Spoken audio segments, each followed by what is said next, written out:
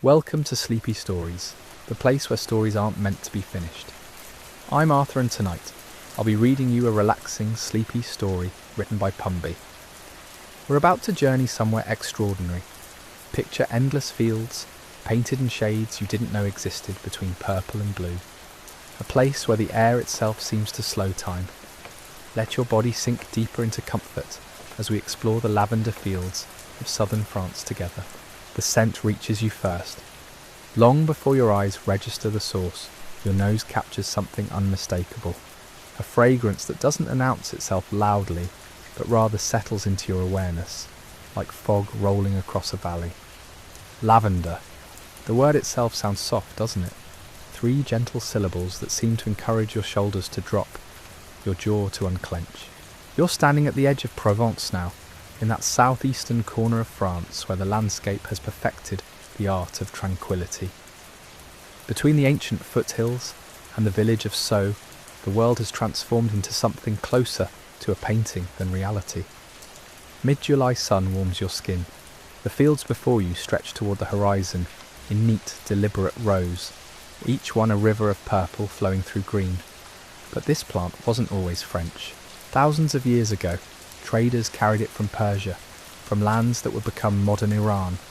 They understood something profound about these unassuming flowers. The ancient Greeks recognized it. The Romans too. They'd extract its oil for bathing, understanding intuitively what we're only now proving scientifically. The Latin word lavare means to wash, and from that single word, lavender received its name. Walk forward now. Your feet find a narrow path between 2 fields. The gravel crunches, not harshly, but with a satisfying texture that grounds you in this moment. Each step releases more of that scent into the air around you. It's becoming thicker now, almost visible if you could see molecules dancing. The morning light hits differently here. Everything glows. Not with the harsh brightness of midday, but with something softer, more forgiving. The lavender appears almost blue in this light, a phenomenon that makes photographers travel thousands of miles just to capture a single perfect image. You don't need a camera though. This moment is embedding itself directly into memory. Around you, bees move with unusual purpose. They're working, yes, gathering nectar from thousands of tiny blooms, but even their movement seems unhurried. Watch one closely. It lands on a flower head, explores the small purple petals arranged in perfect spirals, then lifts off to the next plant. No wasted motion, no anxiety, just pure, focused presence. These bees are creating something remarkable. The honey they'll produce from this blue gold, as locals call the lavender, carries a flavour unlike any other, but that's for later. Right now, you're simply walking, breathing, existing in this space where urgency hasn't been invented yet. Reach out your hand. Let your fingers brush against the silvery green leaves. They feel almost feathery, delicate despite surviving the intense Provençal summer heat. Move upward to touch the flower itself. As your fingertips make contact, you can feel each individual bloom that comprises the larger head. Your touch releases another small cloud of fragrance. The air is layering scent upon scent now, building a cocoon of calm around you. Somewhere distant, a bell chimes, then another. Not church bells marking the hour, but smaller, more intimate sounds. Goats grazing on the hillside wear these bells around their necks, sheep too.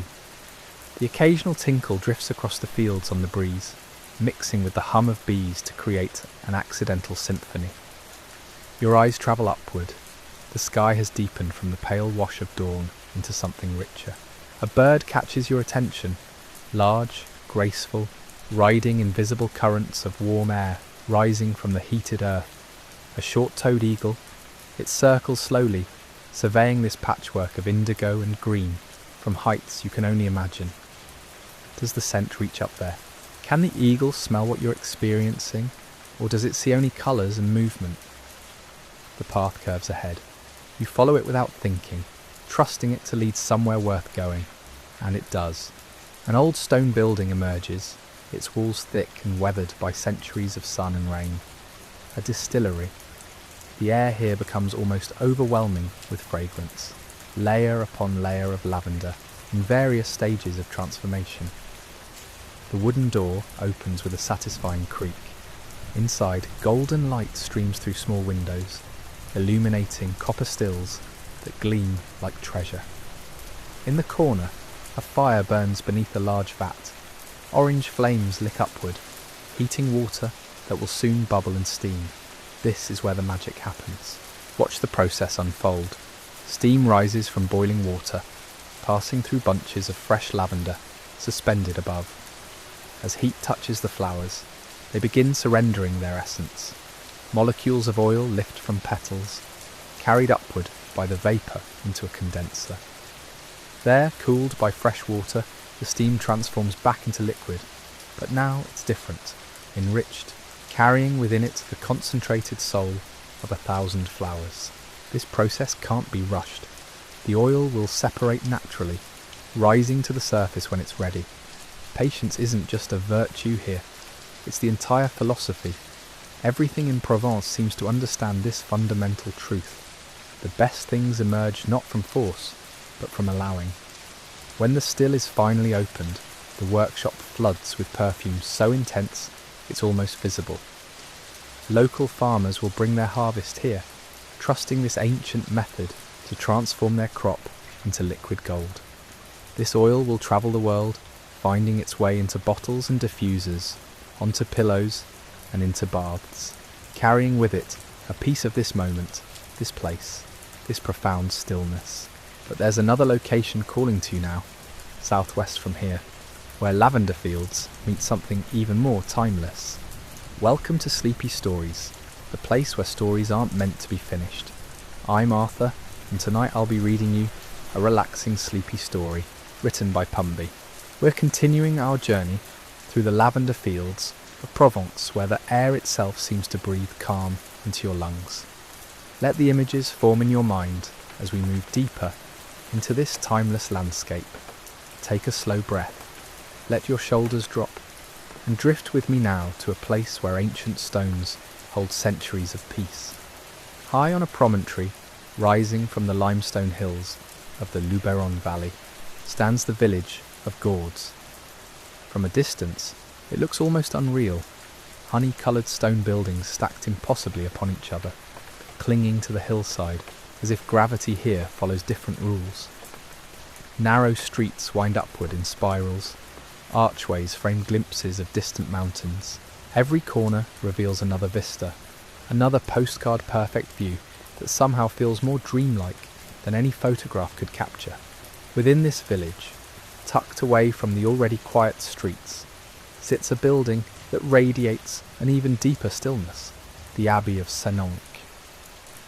Grey stone walls rise from the valley floor, solid and eternal. A rounded turret catches the afternoon light. A pyramidal spire points toward heaven with quiet confidence rather than grand declaration. This place has stood since 1148, watching centuries roll past like clouds. Cistercian monks live here now. Their days follow rhythms that haven't changed in generations. They wake before dawn. They pray. They work the land. They tend their lavender fields with the same careful attention their predecessors gave to these same plots of earth centuries ago. There's something profoundly settling about this continuity. While the world beyond spins faster and faster, here time moves like honey. The monks grow lavender not merely for beauty, though beauty certainly results. They harvest it, distill it, transform it into oils and soaps. They keep bees that work these purple rows, producing honey that tastes of summer and sunshine, and something ineffable that can only come from this specific combination of flower, climate, and care. Everything here serves a purpose. Nothing is wasted. Every action flows into the next with seamless logic. You can stay here if you wish. The Abbey welcomes guests for spiritual retreats. Imagine it. 8 days of silence, no phones, no notifications, no demands from the outside world. Just you, the lavender-scented gardens, and the space to remember what your own thoughts sound like when they're not competing with constant noise. Meals are taken in silence with the monks. The food is simple, nourishing, prepared with intention rather than flair. You eat slowly, actually tasting each bite, instead of shoveling fuel into your body while scrolling through screens. Between meals, you can attend services in the Abbey Church. The monks' voices rise in chant, harmonizing in ways that resonate in your chest. Or you can simply sit, walk the gardens, watch bees move from flower to flower with single-minded purpose. But you don't need to commit to a retreat to experience what Provence offers. Simply walking these lavender fields creates its own form of meditation. Each step along the dusty paths between purple rows becomes a kind of prayer. Your breathing synchronizes with your footfalls. Your mind, given nothing urgent to solve, begins to wander in pleasant directions. Memories surface gently. Ideas arrive without force. This is what space feels like when you allow it to exist. Of course, all this wandering tends to build an appetite. Good news? Even the food here carries traces of lavender's influence. Inside village shops throughout the region, you'll find bunches of dried flowers tied with twine, ready to hang in your kitchen.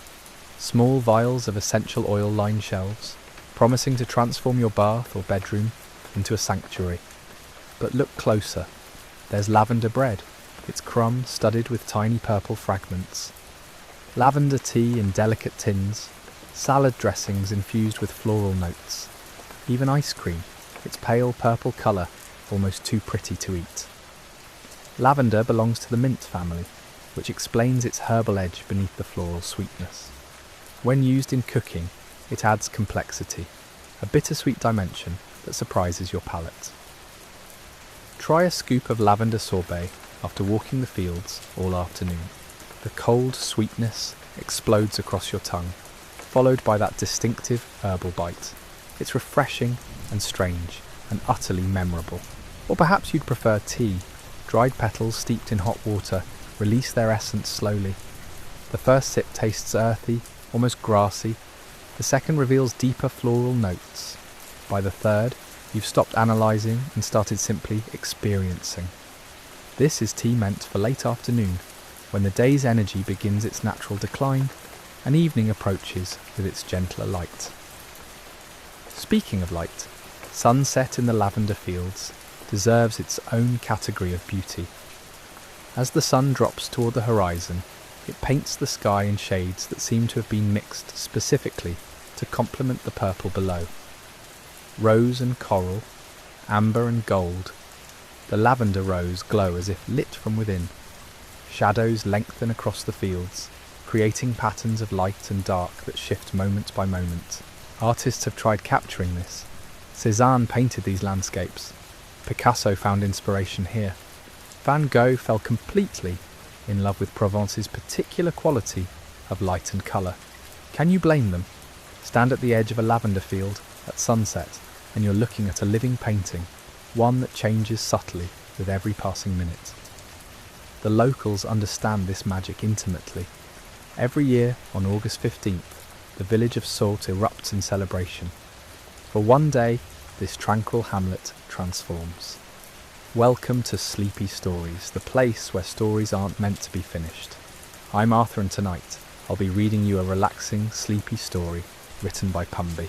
We're continuing our journey through the lavender fields of Provence, where purple blooms stretch endlessly beneath French skies. Let your breathing slow. Feel your body sink deeper into comfort. There's nowhere else you need to be. The Fête de la Lavande has been happening for 3 decades now. What started as a small harvest celebration has grown into something that draws visitors from across Europe and beyond. But it hasn't lost its authentic heart. This isn't some manufactured tourist spectacle. It's a genuine thank you to the land, the plants, the year's yield. Women arrive wearing traditional Provençal dresses, full skirts in bright patterns, white blouses with puffed sleeves, embroidered vests. Men sport straw hats and neckerchiefs. Children dart between adults, their faces sticky with lavender honey. The village square fills with long tables covered in checkered cloths. Bread appears in crusty loaves. Cheese arrives on wooden boards. Wine flows from bottles without labels, made by someone's cousin in a nearby village. Musicians tune instruments that look like they've been played at this same festival for generations. An accordion wheezes to life. A fiddle joins in. Someone begins singing, in the old language, words that predate modern French. The melody is simple, repetitive, designed for joining in rather than performing. Within minutes, dozens of voices blend together. The song rises above the village, carrying across the lavender fields that inspired it. Dancing starts spontaneously. There's no formal announcement, no stage. People simply begin moving in circles, holding hands, stepping in patterns their grandparents taught them. The steps aren't complicated. You could learn them in minutes. That's the point. This is participation, not observation. As evening deepens, lights appear. Lanterns hang from tree branches. Candles flicker on tables. The scent of lavender mingles with cooking food and wine, and the earthy smell of summer dust. Laughter punctuates conversations. Stories get told and retold. Someone's uncle once harvested so much lavender he needed 3 trucks. Someone's grandmother made a dress entirely from lavender-dyed fabric. The stories don't need to be extraordinary. They're roots, connecting people to this place. But August 16th arrives, and the celebration ends. The tables get folded away. Decorations come down. The village returns to its customary quiet. The fields, now harvested, show their stems, silvery green stalks standing in neat rows where purple blooms once waved. They look almost naked, vulnerable. This is when the real work begins. The soil needs preparation for next year's growth. Farmers walk their fields, assessing which areas need attention. Provence's limestone-rich earth gives lavender its particular character, but it needs replenishment. Nutrients get returned to the soil. Rows are inspected for drainage issues. Plans form for the coming season. Fall arrives with cooler temperatures and shifting light. The fields turn brown and green, their show-stopping purple hidden away like a secret waiting to be revealed again. Rain comes, soaking into the earth, providing moisture that roots will draw on through winter. The landscape enters its dormant phase. Energy retreats underground, gathering strength. Winter in Provence feels different than summer, obviously. Tourists disappear. The roads empty. Villages return to their year-round residents. But there's beauty in this quieter season too. Frost sometimes edges the lavender stems with white. Morning mist hangs in valleys, obscuring then revealing the sleeping fields. The same landscape that blazed purple in July now offers subtler pleasures. The architecture of bare branches against grey skies, smoke rising from chimneys, the particular silence of a countryside at rest. Spring brings the first signs of awakening. Tiny green shoots emerge from seemingly dead stems. Buds form, tightly closed, promising what's to come. The cycle begins again. Farmers watch their fields with the attention of parents observing children. Is the growth even? Are the plants healthy? Will this year's bloom match last year's, or exceed it? You stand now at a field's edge in your memory, holding this entire cycle in your mind. The explosion of summer purple, the harvest celebration, the quiet winter dormancy, the spring renewal. It's all there, compressed into a single moment of understanding. In your hand, you hold a small bunch of dried lavender. The flowers have faded from their brilliant summer purple to a softer, dustier shade. But the scent remains. You bring the bundle to your face and inhale deeply. That familiar aroma fills your lungs, and instantly you're transported. Not just to Provence generally, but to that specific field at that specific moment when everything was perfect.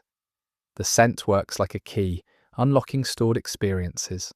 You can feel the sun on your shoulders, hear bees humming between plants, see rows of purple extending toward distant hills, smell the complexity of lavender mixed with warm earth and wild herbs. Taste lavender honey on your tongue. All of it accessible through this simple bundle of dried flowers. This is lavender's real gift, not just its beauty or its uses, but its ability to anchor memories, to create a sensory bookmark you can return to whenever you need it. Other places fade in recollection, details blurring with time. But Provence's lavender fields remain vivid. The purple stays impossibly bright in your mind's eye. The scent never diminishes in memory.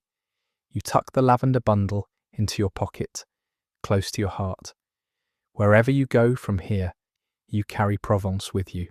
The blue gold of southern France has become part of your internal landscape, a place you can visit whenever stress builds or peace feels distant.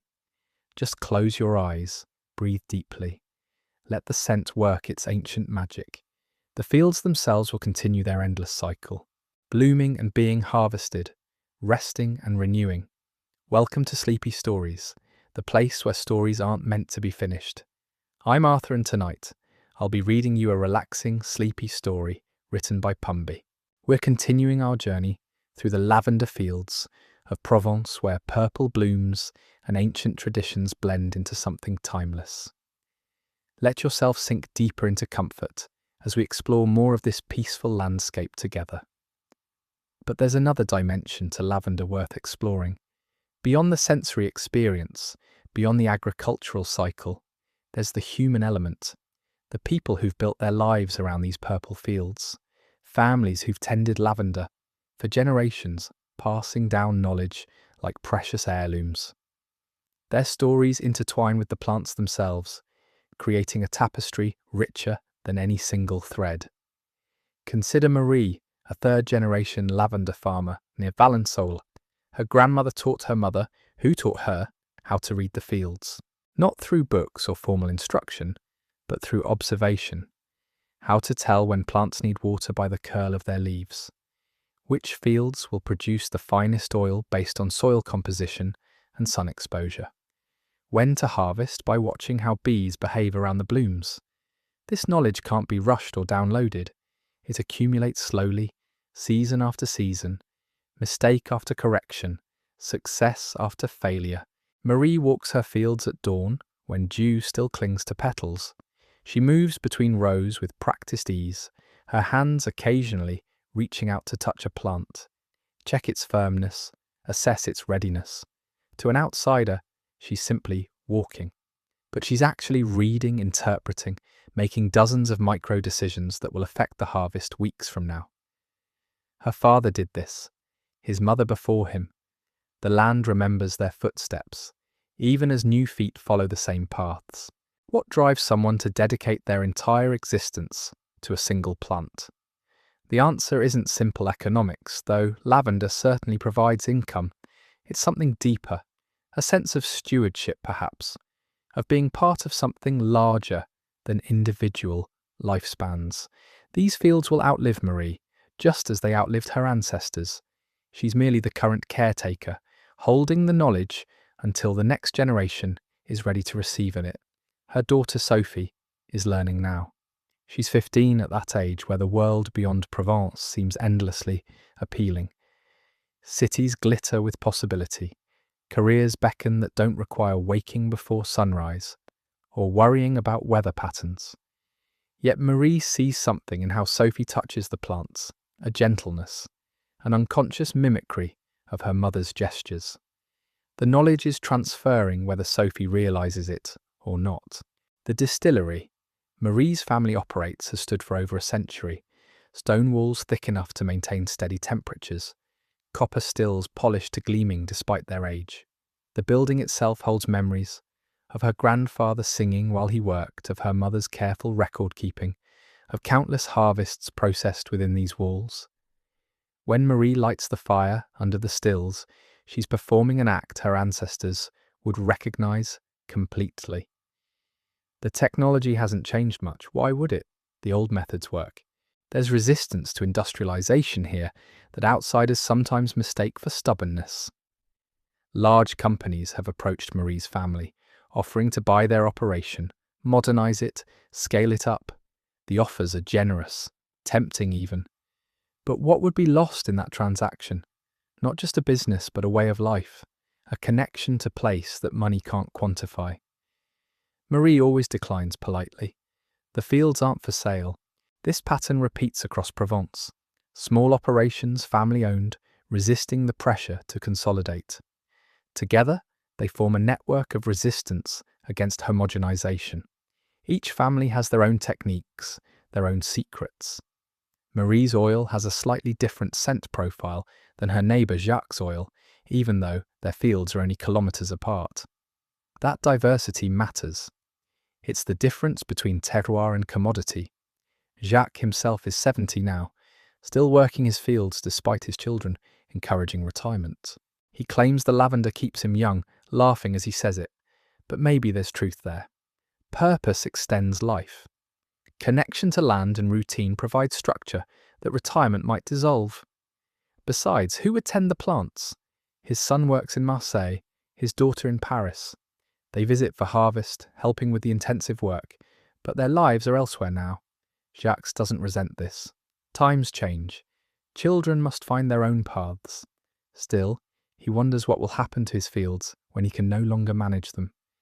These quiet concerns ripple through the region. Lavender farming is hard work. Younger generations have options their parents didn't. Universities, technology careers, easier paths that don't depend on weather or commodity prices. Yet something persists.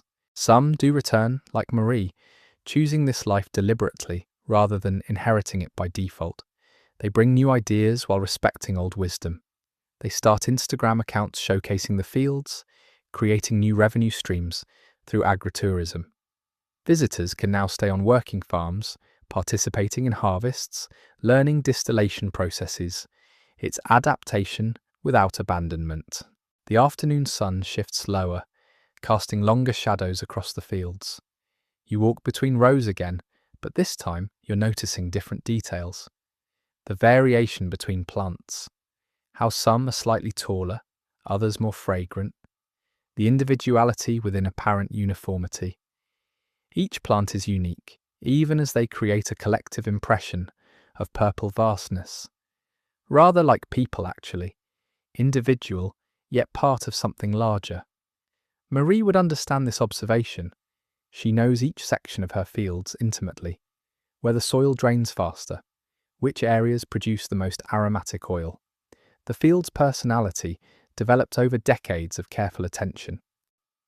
Welcome to Sleepy Stories, the place where stories aren't meant to be finished. I'm Arthur, and tonight, I'll be reading you a relaxing, sleepy story written by Pumby. We continue our journey through the lavender fields of Provence, where the afternoon light grows golden and the air carries the weight of generations. Let yourself sink deeper into comfort as we walk these final paths together. This knowledge, accumulated through seasons of observation, can't be taught in classrooms. It requires presence, year after year in the same place, watching how conditions shift, remembering what worked and what failed. There's an intelligence in this that modern efficiency often dismisses. Marie's education came from her mother walking her through the fields at dawn, pointing out subtle differences in plant health, explaining why timing matters so critically for harvest. That education continues now, an ongoing conversation between person and land. You pause at the field's edge where wild lavender grows, untended and irregular. These plants are scraggly compared to the cultivated rose, smaller blooms, less aromatic oil. Yet they possess something the farmed plants lack: complete autonomy. They grow where they choose, following their own patterns. There's beauty in both approaches. The cultivated fields with their geometric precision, the wild patches with their chaotic freedom. Neither is superior. They simply represent different relationships between human intention and natural process. A small stone chapel appears ahead, half hidden by cypress trees. These structures dot the Provençal landscape, marking territory as much spiritual as agricultural. Many date back centuries, built when religious and agricultural life were inseparable. Farmers would stop during work to pray, seeking blessing for crops, protection from hail, adequate rain. The chapel before you is locked now, services held only occasionally, but it still serves as landmark and reminder. The land remembers devotion. Inside these stone walls, how many harvests have been celebrated? How many crop failures mourned? The building holds no answers, just patient silence. You continue past it, following a path that curves downward toward the valley. From this vantage point, the full scope of the landscape reveals itself. Fields in every direction, some purple with lavender, others gold with wheat, green with vines. This diversity keeps the region resilient. Monoculture is vulnerable. When farmers grow multiple crops, bad years for one might be offset by good years for another. This wisdom seems obvious, yet industrial agriculture often ignores it in pursuit of specialization.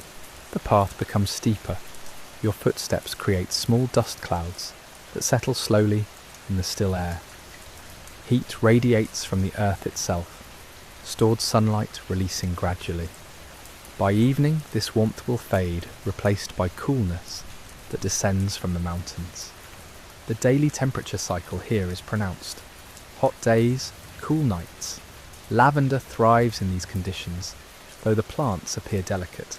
Resilience often looks like fragility from the outside. These flowers seem so vulnerable, thin petals, slender stems, yet they withstand intense sun, periodic drought, winter cold. They've adapted to Mediterranean conditions over millennia. What appears delicate is actually incredibly tough. Perhaps there's a lesson there about judging capability by appearance. You reach the valley floor, where a small stream runs, barely more than a trickle this time of year. Later, after autumn rains, it will swell considerably. Now it's just enough to support the willows growing along its banks, their roots reaching deep for moisture. A few ducks paddle in a wider section, dabbling for insects. They ignore your presence completely, focused on their own concerns. The scene is almost absurdly peaceful. Across the stream, another set of fields begins, belonging to a different family, managed with slightly different techniques. Competition exists here, certainly. These families all sell to similar markets, but there's cooperation too. Shared equipment, mutual assistance during harvest. When Jacques injured his back 2 seasons ago, neighbours helped bring in his crop without being asked. That's how survival works in these communities. Individual success matters less than collective persistence. The light shifts again. Late afternoon now, approaching evening. The quality of illumination changes, becoming richer, almost amber. Photographers call this the golden hour, when everything looks impossibly beautiful. The lavender fields seem to glow from within, purple edged with gold. You stand still, letting the moment exist without trying to capture or extend it. Some experiences resist preservation. They exist only in the present, then become memory. Marie will be finishing her work soon, closing the distillery, checking that everything is secure for the night. Jacques will walk his fields one last time before dinner, as he does every evening, looking for problems, but also simply maintaining his connection to the land. These rituals matter. They provide structure and meaning beyond mere productivity. Tomorrow, the cycle repeats. The sun will rise over the same mountains. The same bees will work the same flowers. The distillation process will continue, transforming plants into essence, harvest into livelihood. There's comfort in this continuity. Seasons turn, work continues, the land endures. You take one final breath of lavender-scented air, filling your lungs completely, then releasing slowly. The scent has become so familiar now, you almost don't notice it consciously. It's simply the smell of this place, inseparable from the experience of being here. When you leave, and eventually you must, this scent will trigger immediate memory. You'll smell lavender years from now, somewhere far away, and suddenly you'll be back here, standing in these fields, watching light transform purple into gold. But that's future nostalgia. For now, you're still here. The fields stretch out in every direction. The mountains stand solid against the sky. The work of generations continues in these quiet hills of Provence, where blue gold grows under the endless sun.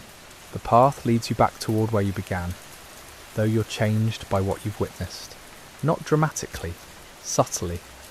The way spending time in nature always shifts something internal that you can't quite name. Your breathing has slowed without effort.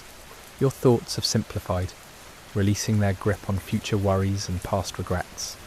As you walk, You notice how the evening transforms everything one final time. The purple fields deepen toward indigo. Shadows pool between the rows like dark water. The first stars appear in the sky above Mont Ventoux, faint but persistent. Night is coming, bringing with it the coolness that will settle over these hills like a blanket. Somewhere behind you, Marie is locking the distillery doors. Jacques is probably sitting on his porch, watching the same sunset, feeling the same breeze. The monks at Senonque are gathering for evening prayers, their voices soon to rise in chant that echoes off ancient stone. These rhythms continue, whether you're here to witness them or not. That's part of their power. The world doesn't need your attention to be beautiful. You realise something about lavender now that wasn't clear before. It's not just a plant or a product or even an experience. It's a bridge between past and present, between effort and reward, between individual and community. Those purple fields represent generations of accumulated wisdom, seasons of patient work, families choosing to remain connected to land when easier paths existed. The scent clings to your clothes now. You'll carry it with you when you leave, a fragrant reminder that won't wash out immediately.